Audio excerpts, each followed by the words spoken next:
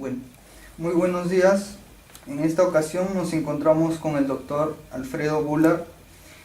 El doctor Alfredo Bular es abogado por la Pontificia Universidad Católica del Perú, es máster en Derecho por la Universidad de Yale, Estados Unidos, profesor de diversas materias vinculadas al derecho económico en maestrías en universidades nacionales e internacionales.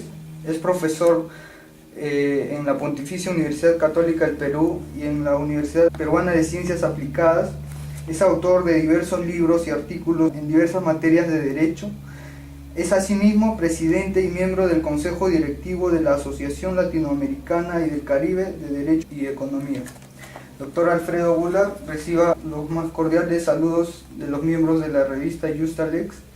Y sin más, le cedo la palabra con el tema "No todo daño se indemniza", a propósito de los perjuicios ocasionados por la conducta culpable y el derecho de daños. Bueno, en realidad el punto de partida respecto a la indemnización por daños y perjuicios es que hay un principio que siempre repetimos, pero que yo creo que está equivocado. Nos lo enseñan desde los primeros ciclos, nos lo enseñan en la primera clase de responsabilidad civil, y es ese principio que dice que aquel que causa un daño a otro debe indemnizarlo. Ese principio no es cierto, no es verdad, no hay ningún código que yo conozca que lo formule de esa manera.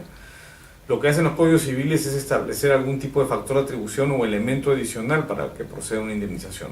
Por ejemplo, aquel que causa un daño a otro por culpa o dolo, o aquel que causa un daño a otro mediante una actividad riesgosa o peligrosa. En esos casos hay un elemento adicional, no es aquel que causa un daño a otro, es aquel que mediante alguna razón o a través de algún tipo de actividad causa un daño a otro.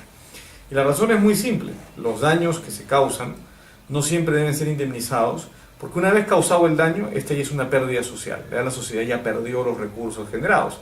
Si el automóvil está chocado y está abollado, ya esa pérdida es irrecuperable.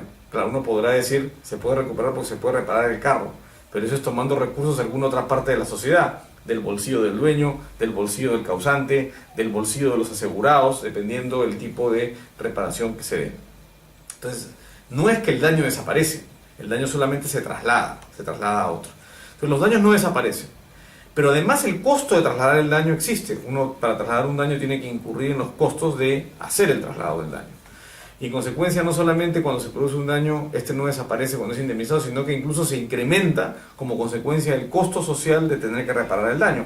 Jueces, abogados, tiempo de las partes, etc.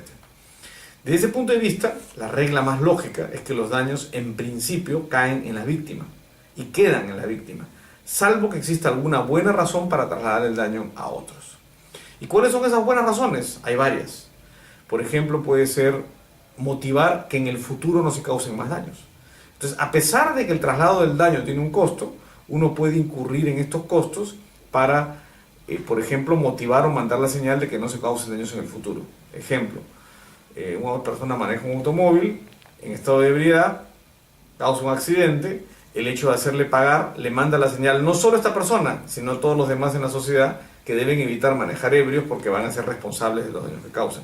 Entonces, la razón por la que se indemniza un daño no es porque efectivamente se repara, porque este no es reparable, sino es simplemente porque genera un incentivo adecuado. Otra razón puede ser compensar a las víctimas, hacer que las víctimas, que quien pague la indemnización sufra menos con el pago de la indemnización. Por ejemplo, porque existe un sistema de seguro obligatorio que hace que el sufrimiento causado por el daño se reparta entre varios y al hacerlo el sufrimiento sea menor. O puede ser también que lo hagamos para reducir los costos mismos del sistema de transferencia de costos propiamente. ¿Qué tiene que hacer con esto la culpa? La culpa es un excelente ejemplo de que este principio es correcto. Cuando uno es atropellado por un no culpable, en un régimen de culpa, imaginemos que no hay responsabilidad objetiva, entonces no le pagan. La víctima carga con su propio daño. En consecuencia, ¿qué significa esto? Que no todos los daños son reparados. Son solamente reparados bajo un sistema de culpa aquellos daños causados por personas culpables. La culpa está vinculada claramente al efecto de desincentivo de daños. ¿Qué quiere decir esto? Lo que la culpa trata de prevenir es la primera razón de ser, es decir, hacer responsable al que se comporta de aquella manera que incrementa la probabilidad que los daños se den. En consecuencia, cuando uno dice todos los daños son indemnizables, no es cierto. La culpa es un ejemplo de que los daños no siempre son indemnizables. Los daños causados sin culpa en un sistema de culpa no son indemnizados. Son solo indemnizados cuando cumplen una buena razón. ¿Y cuál es esa buena razón? Desincentivar accidentes futuros.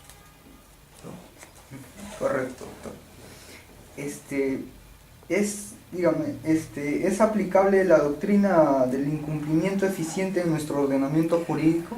A ver, yo creo que hay mucha confusión sobre la doctrina del incumplimiento eficiente. La doctrina del incumplimiento eficiente es, yo lo llamaría una forma de entender cómo optar legislativamente por una solución ante un problema. No es una solución legislativamente prevista necesariamente.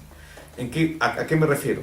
En el sistema anglosajón se utiliza la doctrina del incumplimiento eficiente para explicar por qué los anglosajones, en términos generales, porque hay una serie de excepciones, no aceptan la ejecución forzada de las obligaciones. Es decir, el remedio del incumplimiento no es la ejecución forzada de la obligación, sino es una terminación de la relación contractual y una indemnización de daños y perjuicios. No existe la ejecución forzada nuevamente como regla general. Hay una gran excepción que se llama la excepción de los bienes únicos. Cuando un bien es único, es decir, es el único que existe, por ejemplo, la Mona Lisa, ahí sí puede pedirse la ejecución forzada.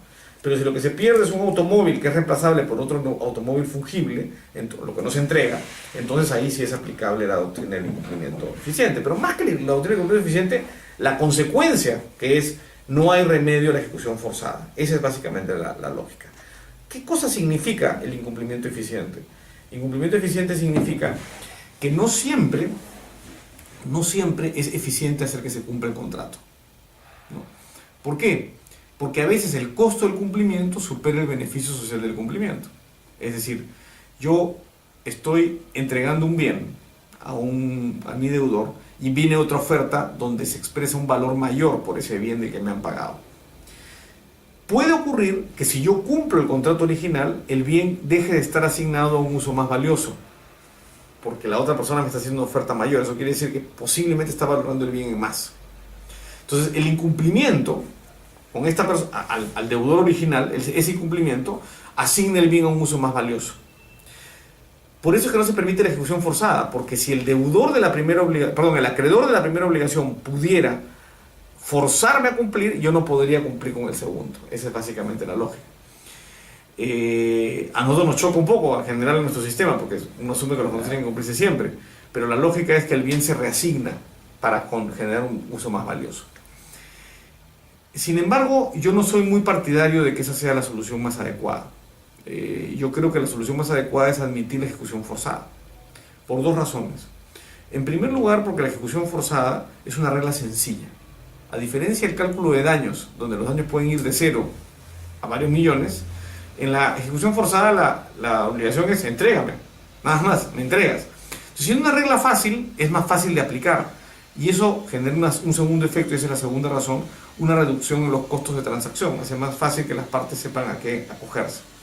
Al reducirse los costos de transacción, es más fácil que si esta segunda persona viene a hacer una oferta, si la regla fuera, mira, no hay ejecución forzada, o si hay ejecución forzada, no importa, porque esta persona irá a negociar con el primer comprador para comprar el mismo bien. Si lo valoren más, le va a ofrecer más de lo que le había pedido.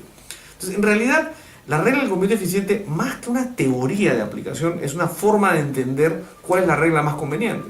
Yo creo que la regla que usamos en el Perú, que dicho sea paso, no es una regla generalizada en todo el sistema continental. Francia no tiene la ejecución forzada como la tenemos nosotros, pero en general es una regla que contribuye a, más que una regla, es una teoría que contribuye a entender cómo funcionan los contratos y por qué diseñamos las reglas de los contratos de cierta manera. Ok. Bueno, fueron las palabras del doctor Alfredo Bullard. Muchas gracias. Muchas gracias, doctor.